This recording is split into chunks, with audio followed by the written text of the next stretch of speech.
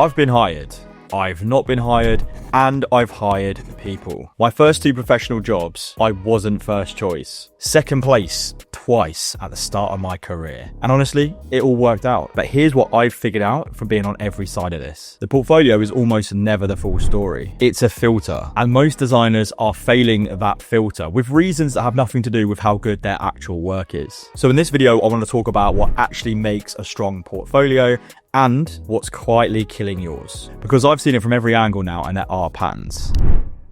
So one quick first thing, I'm going to be using graphic design as my reference point just because that is what my background is in. But honestly, most of this applies to whether you're an art director, photographer, illustrator, motion designer, all the principles are essentially the same. The specifics on how you present your work, that will differ, but the thinking behind it, that's universal. So this is the hardest project you will ever work on. Genuinely mean that. Harder than any client brief. Because there's no deadline, there's no external pressure, and you're both the designer and the client. And we all know what happens when there's no deadline. It never gets finished. It changes every single time you look at it. You see a piece of work that you love, and then suddenly everything else in your portfolio isn't good enough. And the moment that you actually need it for a job or for a pitch, you do it in a bit of a panic, smash it out in like 3 days, and then after that, you just hate it again. And I'm making a video right now about portfolios with an unfinished portfolio. I've been booked enough this year and last year where I haven't actually needed my portfolio, but that is the problem that we will run into. We don't really have it ready to go until we actually need it, and then it's too late. So if yours isn't done, you're not alone. And the goal of this video isn't to make you feel bad about that. It's to make sure that when you do sit down and do it, you're building the right thing. So what actually goes into the thing? 5 to 8 projects, maximum, that's it. Your best 5 to 8 pieces curated like you're making a case, not filling a gallery. Kill your darlings, or what we learn at uni is kill your babies, which I just thought was a little bit of a harsh way of saying about it, but I do understand that now. A project that you might have spent, months on, but it came out a little bit average, don't put it in there. That logo that you did for a mate's clothing brand, that's a little bit dead and you wouldn't wear, don't put it in there. The rule is simple. If it's not at the level of the clients that you want to be working with, it's pulling your best work down. Every weak project dilutes a strong one. And here's something that I think is genuinely underrated. It doesn't need to all be paid live client work, especially at a junior to mid-level. People want to see your skill. Yes. People want to see your professional approach. Yes, but more than anything, people want to see your point of view. This is by far the most important factor. A self-initiated project that shows genuine creative thinking will be a live client job that was art directed by someone else every single time. So let's just say you have done a logo design for your friend. Don't just put that in there on its own. Build it out. Treat it like a real project. Full identity, brand touch points, ideation, and the story of how you got there. Make it look like the real thing, because the thinking of how you got there, that is the real thing. Now, context. This is where most portfolios start to fall apart. Don't just show final images, show your role. Show your thinking, show what the brief was, what the constraints were, what decisions you made, and why. A grid of beautifully finished images with zero context is a gallery. A portfolio should be an argument. There's a difference. I learned this the hard way very early on in my career. I was working for a security company in South Africa, all the classic stuff. Logo design, putting it on a van, a shirt, a business card mock-up. And then for some reason, I don't know why, I mocked it up on a whiskey bottle and I put it in there. I was very proud of it. I thought it was a sick mock-up. I thought it looked really cool. But in a project review with a client, I got pulled up on it. Because why would a security company have a logo on a whiskey bottle? It had nothing to do with the brief. I just thought the mock-up looked cool. And that was my biggest mistake, trying to prioritize the aesthetic of the presentation over the relevance of the idea. A cool mock-up on the wrong object just tells whoever's looking at your portfolio that you don't understand what this design is for. The work looked great, if I don't say so myself, but the thinking wasn't there. So you've got to show the thinking, because ultimately that is what sells it. And this is worth saying, how you display your work completely depends on the discipline that you're highlighting in your portfolio, along with your role on that project. 2 people could have worked on exactly the same project and have completely different portfolios. A photographer who shot that project could be showing the images, the eye, the lighting, the setup. A creative director who maybe art directed that project is showing the concept, the references, casting decisions, and the direction that they gave on set. Same project, totally different story being told, both equally valid. So be aware of what your discipline requires from a portfolio. What does someone in your field need to see to make a decision about you? Start there. Let me show you where I'm at with mine, and then we can talk about what actually matters here. This is my current site, still being built, but I want to show you something. This is an earlier version of my portfolio, mid-career, a few years back now. And looking at these two next to each other, the work has improved, obviously, hopefully, But more than that, the presentation has changed. The earlier one here has way more in it. More projects, more variety, more noise, probably.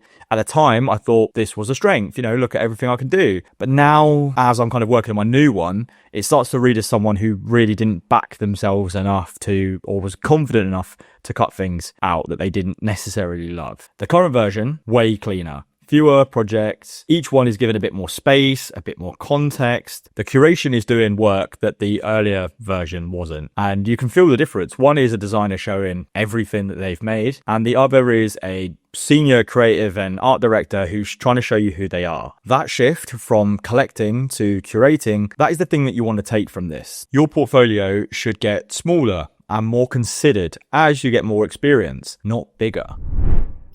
Now, above the fold first impression. When someone lands on your page, especially if you're applying for a job, you have about a minute, maybe less. When I was part of the hiring team, filtering through over 300 applicants for a junior designer role, no joke, that's a real number, that's mental. I could get a vibe of someone instantly. The people filtering through those applications, such as me, they're all going to be filtering through it before it even lands on the creative director's desk. So you haven't really got a lot of time. Your landing page needs to do a lot of the heavy lifting. And the number one rule, especially at junior and mid-level, where roles are a lot more competitive, is that you've got to have some work above the fold. When I land on your site, I need to see work immediately. Not like a loading animation, not some edgy click-through link, not a full screen statement about your philosophy. I just need to see your work instantly. Now, once you've got a bit more experience and you're operating at a senior level, you can start to incorporate more of a considered brand experience into your site. That's absolutely fine. A bit more personality in how it feels, how it moves, how it presents you. For most people, most of the time, it's just not worth it. Avoid it. The simpler it is to get to the work, the better. And once someone clicks into a project, make it easy for them to get to the next one without having to go back and then search and go into a new one. Every click is friction. And in the hiring process, say you've got someone reviewing you and they've got to look at 20 portfolios that afternoon, any friction can kill you off. On platform, I've used a lot of them, pretty much all of them.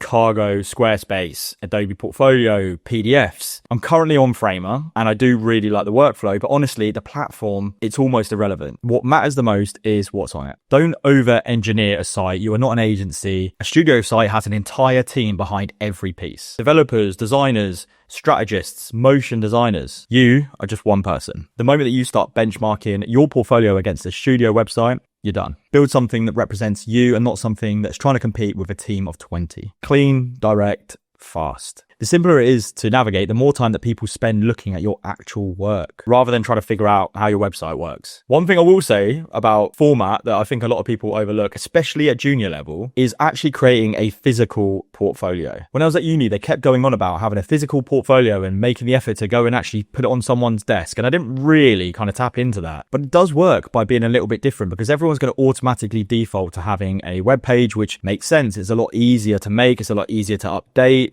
It costs probably a bit less actually than having a nice printed portfolio, but that is why it stands out. I want to tell you about one that I thought was really good that I received. When I was on that hiring team going through hundreds of applications, one candidate sent in a custom fold out newspaper with all of her illustrations, a little bit about her, and it was so sick. It was designed so nicely and it landed on my desk. Unfortunately for her, she wasn't quite right for the role because it was all illustration and the role was more of motion design and things like that. But that stayed on my desk for over a year. Just sat on my desk because it looked cool, and I can guarantee you that made more of an impact than the other hundreds of applications that I saw, because it showed that extra level and it really did make an impact to me and the rest of the team. Now, that is a lot of work and it can get quite expensive. Also, because I have a lot of video and a lot of motion, I've never done that, but it was way more memorable. So, sometimes you've got to think outside the box. Is there a way to kind of make a bit of an impact? Because it is so competitive out there in the job market at the moment. If you are going to do something like that, doing a physical portfolio, then make sure you do it properly. Don't just print it out onto A4 paper,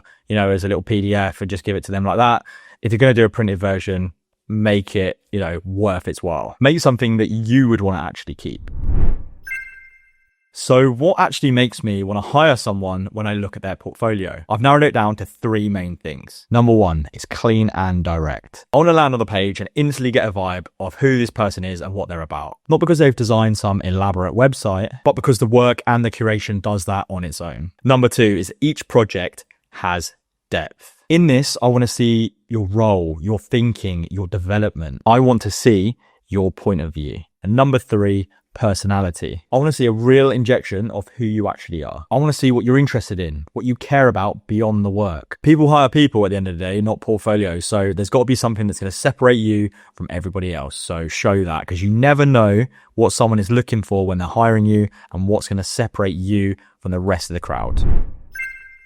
On the flip side, the things I watch out for. The first watch out is an over-designed site and underdeveloped work. The site is not the portfolio. The work is the portfolio. Spend your time developing that. Make sure that is top tier before going too deep into the kind of ins and outs and development of your website. The second watch out is borrowed credibility. Big brand projects presented like full ownership, when your contribution isn't really clear. That raises a lot of questions, not necessarily about your ability, but about your judgment. And that is something that will almost certainly get brought up if you get to the interview stage. So just something to watch out for. And the third watch out is outdated work at the top. If your best work isn't leading, then you're underselling yourself before you've even had a chance to get started. One thing that I want to touch base on, because it comes up constantly, is range versus specialism. Should you show different skills across different disciplines, or should you go deep into one thing? Honest answer, it depends. It depends where you are and where you want to go. At junior level, showing range makes sense. You're showing that you can do multiple things. You're still figuring out what you're actually good at. As your career develops and you get more senior, your portfolio should gradually start to argue for a specific point of view. Not just what you can do, but who you are as a creative. Most people do start quite generalist and then specialize over time. That's natural. And I think that's actually the right way to do it. A lot of the designers that I know that have specialized way too early have found themselves getting locked into something that they don't necessarily love in the long run, or limiting a lot of their opportunities because they've niched down too early. It's always good to explore everything, because a lot of that early experience really does come into play later on down the line as well. For me, my career started pretty broad. Branding, print, digital, a little bit of motion graphics, video. And over time, I moved further and further into motion, and then a bit more into social, and gradually further into art direction. That shift is now what my portfolio argues for. It's not that I can't do other things, I don't have the ability to do other things. It's just that now I'm the clearest on what I actually want to do and what I feel I am best at. And that clarity reads. When someone lands on your portfolio and you have a consistent point of view running through it, even across different disciplines, that's the thing that makes them feel that you know exactly who you are as a creative, which is exactly the profile of person that they want to hire. A mistake can be staying too general for too long as you progress more into the senior levels of your career. It can make you look like you haven't figured out what you're about yet, or specializing so early that you cut off opportunities before you've built up enough experience to back it up. Read where you are, be honest about it, and curate accordingly. So I was second place twice at the start of my career. My portfolio wasn't perfect either time, and neither of those things stop anything from working out the way that it did. The point isn't a perfect portfolio. It will never be. The point is a portfolio that makes a clear argument for who you are and what you're worth. One that curates rather than collects. One that shows thinking and not just outcomes. One that's honest about your role and your point of view. Your portfolio isn't a gallery, it's a case. Make it argue for you. So if you guys are working on your portfolios and want some real feedback, I'm building out a bit of a community on Discord.